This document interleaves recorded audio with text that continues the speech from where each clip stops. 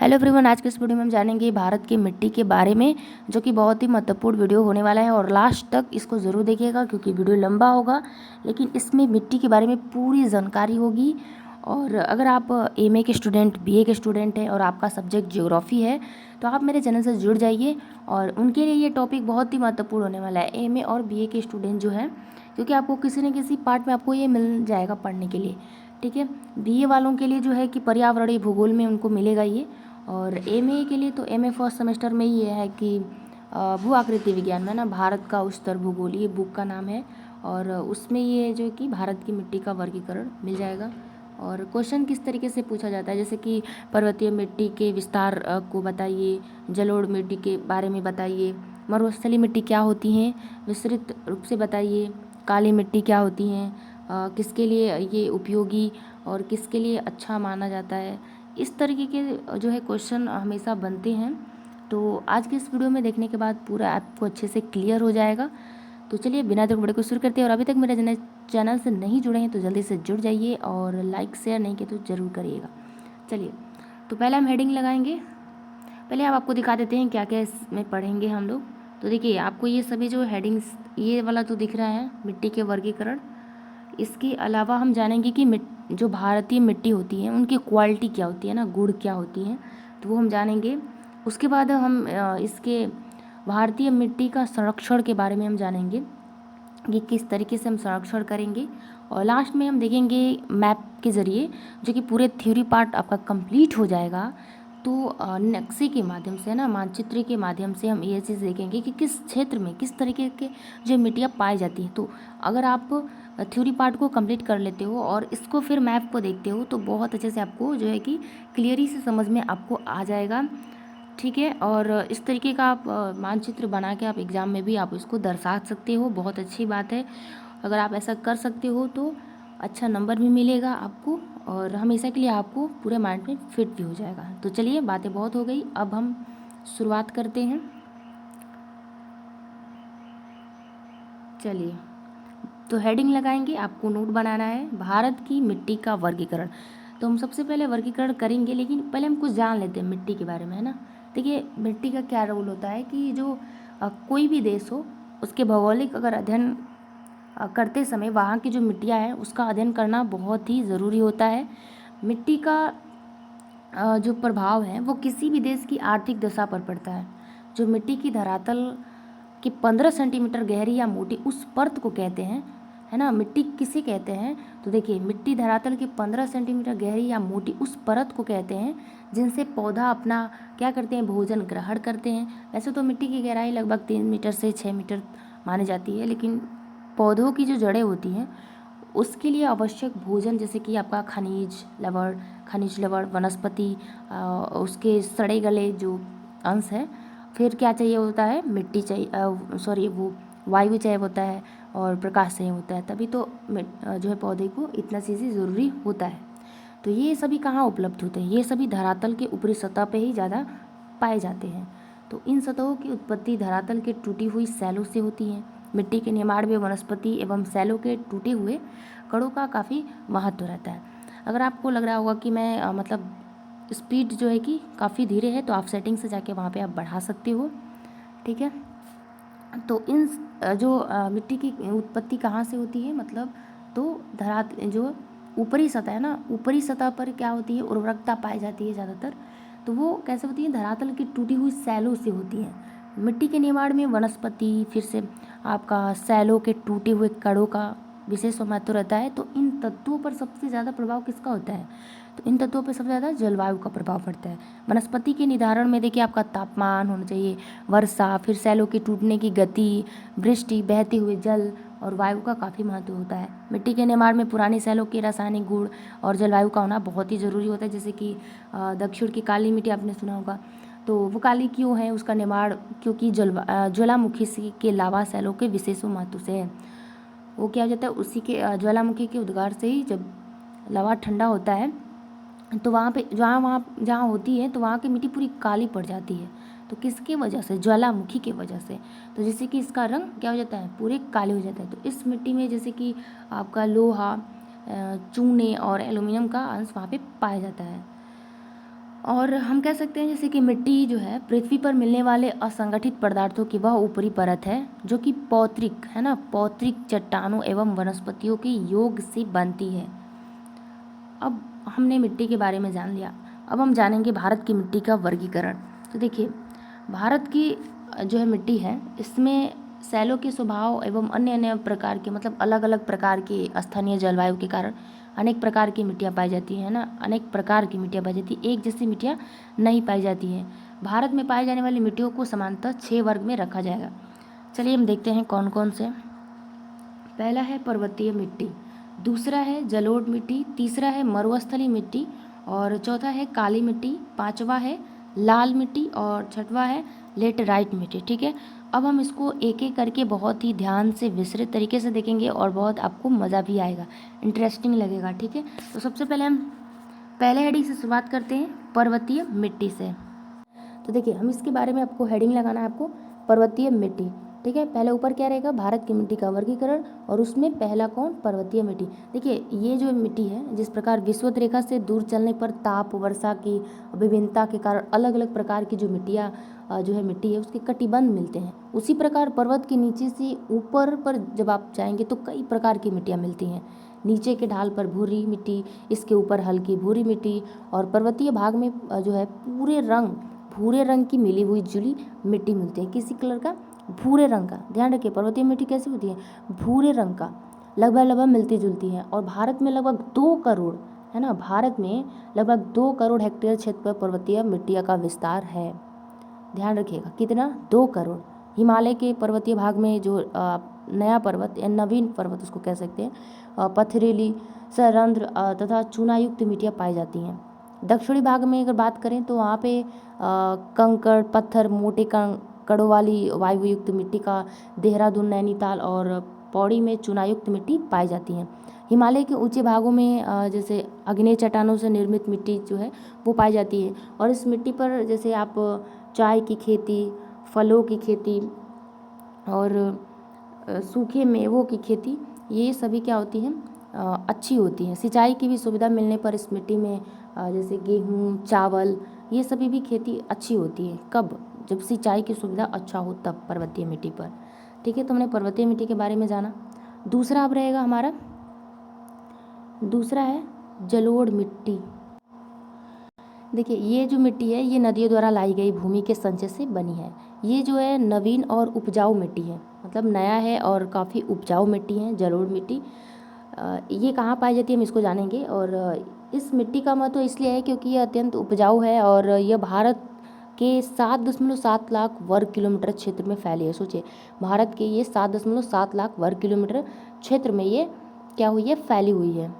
देखिए इसके बारे में हम थोड़ा विस्तृत जानेंगे जलोढ़ मिट्टी के बारे में क्योंकि बहुत ही महत्वपूर्ण है। देखिए भारत के विशाल उत्तरी मैदान में नदियों द्वारा पर्वतीय क्षेत्रों में जो बहाकर लाई गई जो जीवाश्म युक्त है ना, इसमें जीवाश्म होती हैं क्योंकि ये आती हैं सब तो अपने साथ क्या होती हैं कि गले सड़े सब लेके हो के आती हैं, तो इसलिए इसमें जीवाश्म युक्त उर्वरक मिट्टी मिलती है। जैसे कि काप या कछरी मिट्टी भी कहते हैं, आपने सुना होगा कछरी मिट्टी, कछारी मिट्टी भी कहते हैं बहुत लोग। और ये जो मिट्टी है ये देश के 40% भाग पर ये पाई जाती हैं, और इस मिट्टी के निर्माण में जैसे गंगा यमुना और सतलज नदियाँ काफ़ी महत्वपूर्ण अपना भूमिका निभाती है। जलोढ़ मिट्टी जो है पूर्वी तटीय मैदानों में विशेष रूप से महानदी, फिर ये गोदावरी कृष्णा कावेरी नदी के डेल्टाई प्रदेशों में सामान्य रूप से ये मिलती है। जब बाढ़ आता है तो उस समय नदियों के किनारे जो है नवीन जलोढ़ मिट्टी का विस्तार अधिक देखने को मिलता है, और जिन भागों में बाढ़ का जल नहीं पहुंच पाता है तो वहाँ पे क्या होता है कि जो पुरानी जलोढ़ मिट्टी होती हैं वही पाई जाती हैं, जैसे कि बांगर मिट्टी कहते हैं, है ना, बांगर आपने सुना होगा बांगर मिट्टी। नदियों में जिन भागों में जो नदियाँ बहा के जो लाती हैं नवीन काप मिट्टी का जमाव पाया जाता है तो उसे कहते हैं उसे खादर मिट्टी।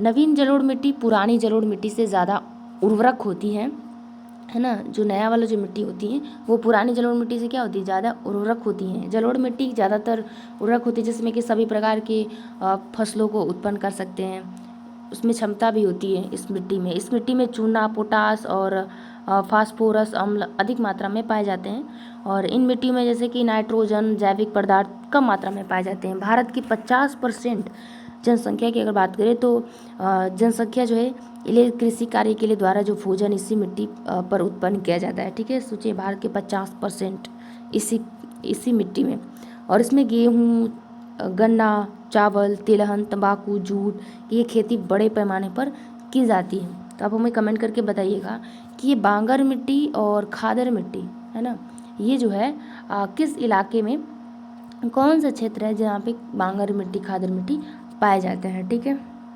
वैसे तो आप जिस एरिया में होंगे वहाँ पे तो गेहूँ, गन्ना, चावल, तिलहन, तंबाकू का तो नहीं पता, लेकिन जूट का भी नहीं पता, लेकिन गेहूँ, गन्ना, चावल, तिलहन ये सभी तो होते होंगे ना गांव के एरिया में। ठीक है, तो इससे आपको आइडिया लग जाएगा कि कौन सी मिट्टी है। ठीक है, तो ये बहुत ही महत्वपूर्ण है, जलोढ़ मिट्टी। ठीक है, अब चलिए चलते हैं तीसरे।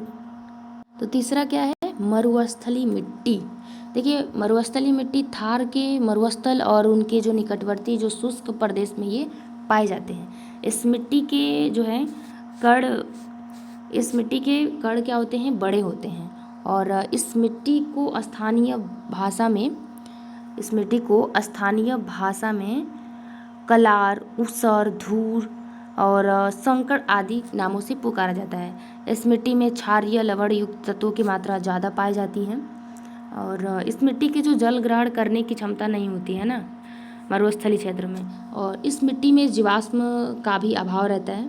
इस मिट्टी का विस्तार 114 लाख हेक्टेयर पर है। सोचिए, 114 लाख हेक्टेयर पर है मरुस्थली क्षेत्र, और इस मिट्टी के कण असंगठित नहीं होते, जैसे कि वायु उसके एक स्थान से दूसरे स्थान पर उड़ाकर आसानी से ले जाती है।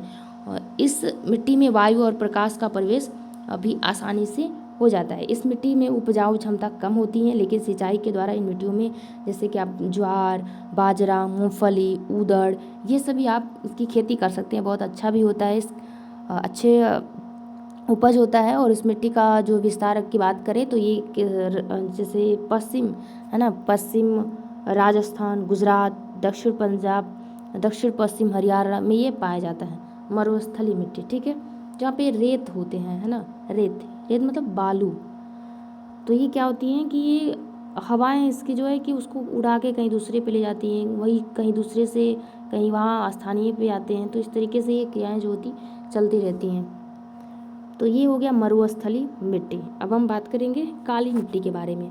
देखिए, काली मिट्टी जो है, इस मिट्टी का निर्माण लवायुक्त पदार्थों से हुआ है, जो कि बहुत पहले है ना, प्राचीन काल में दक्षिण के पठार में ज्वालामुखी उद्गार से लावा बहकर और धरातल के ऊपर फैल गया और ठंडा होकर के ठोस के रूप में जम गया, जो आज काली मिट्टी के रूप में इसको देखा जाता है। इस प्रकार की जो मिट्टी है वो कपास के लिए सबसे उपयुक्त मानी जाती है, इसलिए इसे कपास की काली मिट्टी भी कहते हैं ना। देखिए, जो पानी पड़ते ही यह मिट्टी जो है चिपचिपी हो जाती है, लसदार होने के कारण इसमें नमी काफ़ी समय तक बनी रहती है। इसलिए इस मिट्टी में सिंचाई की आवश्यकता कम होती है। और इस मिट्टी में जो कुछ दोष भी है, क्या है कि सूखने पर यह मिट्टी जो है बहुत कड़ी होकर के फट जाती है, जैसे कि भूमि में आपने देखा होगा दरार पड़ जाती है, और इस तरह की स्थिति में हल चलाना कठिन हो जाता है, कभी कभी उसमें फंस भी जाता है। तो उर्वरता के कारण यह मिट्टी सबसे ज़्यादा उपयोगी है, और इसमें बिना खाद डाले ही खेती की जा सकती है और बहुत अच्छा उपज होती है। ठीक है, बस वही क्या है, दोष है कि जब ये सूखने लगती है तो क्या हो जाती है कि ये फट जाती है, दरारें पड़ जाती हैं, जिसमें कि हल चलाना काफ़ी मुश्किलें हो जाती हैं। तो ये हो गया काली मिट्टी। अब हम बात करेंगे लाल मिट्टी के बारे में। लाल मिट्टी के बारे में, देखिए, इस मिट्टी का रंग लाल, आप सोच रहे होंगे कि लाल क्यों होता होगा। तो देखिए, इसलिए होता है कि जब गर्मी होता है, गर्मी के दिनों में, तो कैपिलरी छिद्रों द्वारा मिट्टी पर जो लोहे का जंग उतर जाता है, जंग आने से यह लगने लगता है कि इस मिट्टी का निर्माण उन सेलों के टूटने से होगा जिसमें कि लोहे का अंश है ना, लोहे का अंश अधिक मात्रा में पाया जाता है।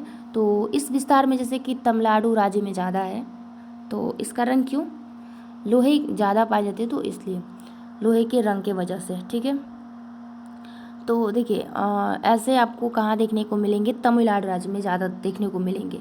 और ये मिट्टी जो है उष्णकटिबंधीय है, जो कि ताप्ती नदी की उत्तरी सीमा पर बहुतायत में मिलती है। ताप्ती नदी के उत्तर में बुंदेलखंड की जो है आर्कियन शैलों से ये प्राप्त मिट्टी। असम में पाए जाने वाले मिट्टी का रंग भी क्या होता है कि लाल ही होता है। दक्षिण में छोटा नागपुर का आपका पठार है, और फिर उड़ीसा है, मध्य प्रदेश है, आंध्र प्रदेश है, कर्नाटका है, दक्षिण पूर्वी महाराष्ट्र, ये सभी राज्यों में जो है इस प्रकार की मिट्टी पाई जाती है, लाल मिट्टी।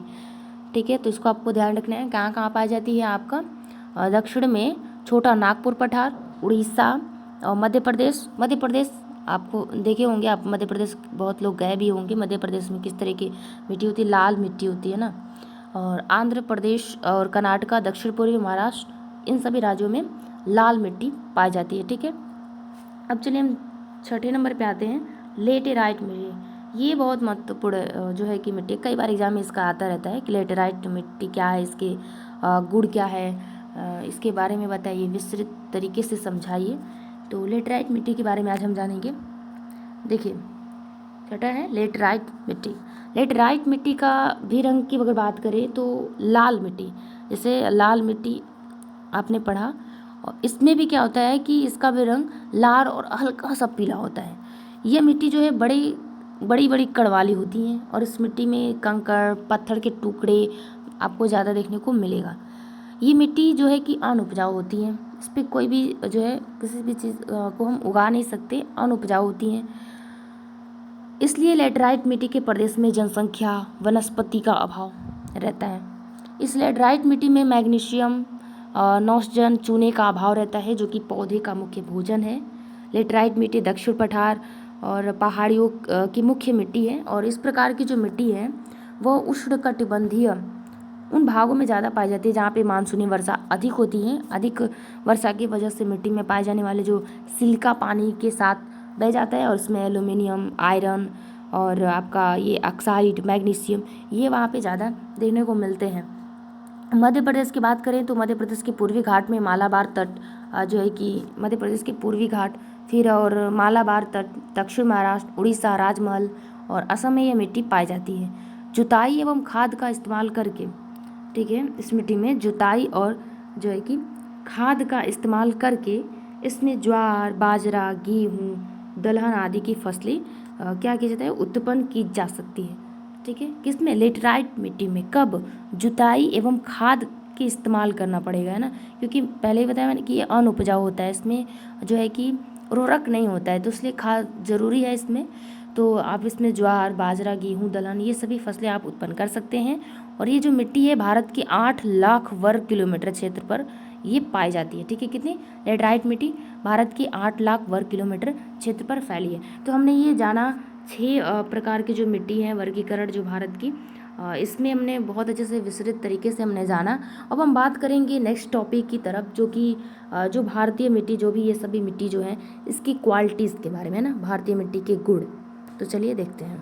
तो देखिए इसमें सबसे पहला जो है कि भारतीय है ना, यानी कि भारत की बात हो रही है। भारत में जो पाए जाने वाले पर्वतीय मिट्टी भूरे रंग की मिश्रित उर्वरक मिट्टी होती है, जिसमें चावल व चाय की खेती अच्छी होती है। ठीक है, दूसरा है कि भारत में पाई जाने वाली जलोढ़ मिट्टी में पोटास, चूना व फास्फोरस की मात्रा अधिक पाई जाती है।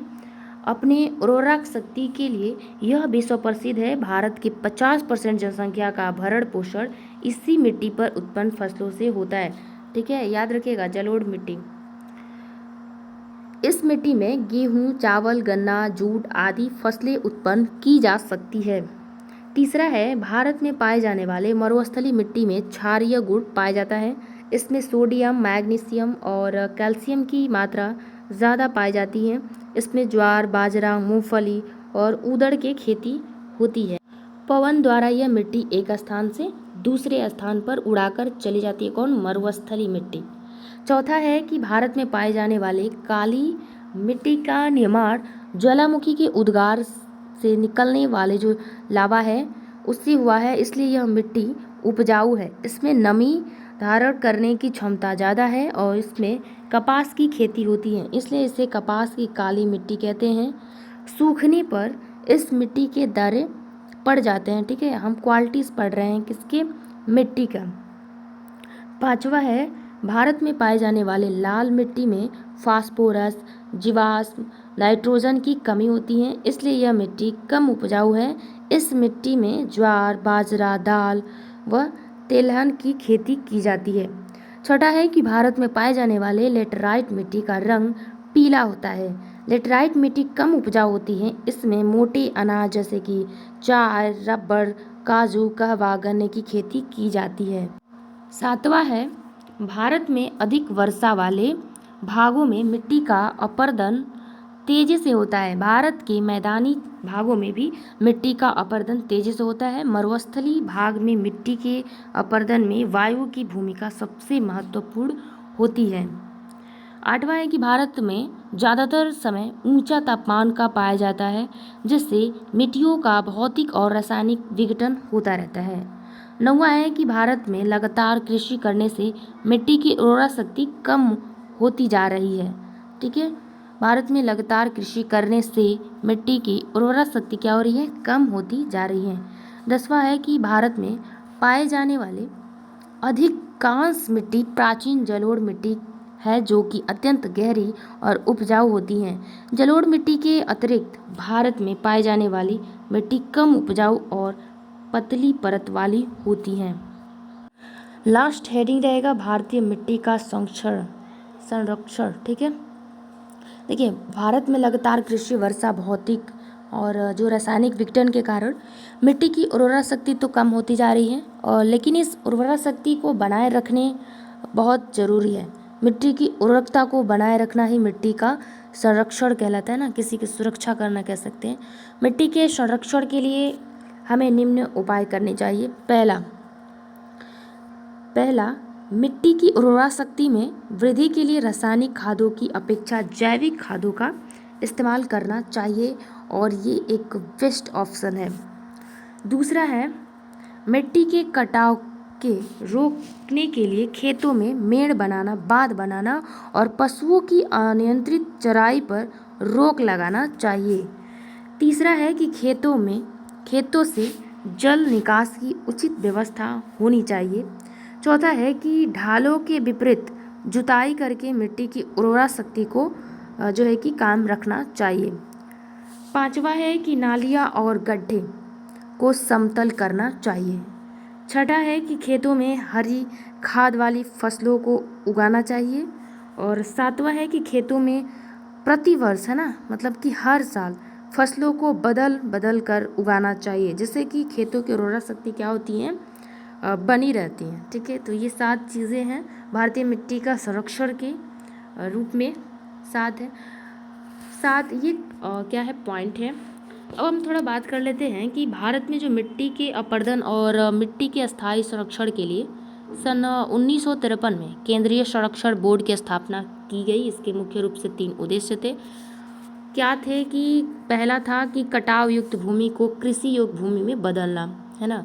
अभी जो चीज़ें हो रही हैं, उर्वरा शक्ति खत्म हो रही हैं, तो सरकार इसके लिए ज़रूर जो एक कदम उठाएगी। तो इसमें पहला जो क्या है कि कटाव युक्त जो भूमि है वो कृषि योग्य भूमि में बदलना। दूसरा ये है कि मरुस्थलों के विस्तार पर नियंत्रण लगाना। और तीसरा है कि जो वर्तमान कृषि योग्य भूमि की जो उर्वरक शक्ति में किसी भी प्रकार की कमी नहीं आना चाहिए। इस उद्देश्य की पूर्ति के लिए जयपुर, जोधपुर, देहरादून व कोटा में जो है कि अनेक अनुसंधानशालाएं स्थापित की गई हैं। तो उम्मीद करते हैं आज का वीडियो बहुत ही अच्छा लगा तो लाइक शेयर कमेंट जरूर करिएगा, और अभी तक मेरे चैनल से भी जुड़े नहीं है तो प्लीज़ जल्दी से सब्सक्राइब करिए। तो चलिए मिलते हैं नेक्स्ट वीडियो में इसी तरह के टॉपिक के साथ। तब तक के लिए कि जय हिंद।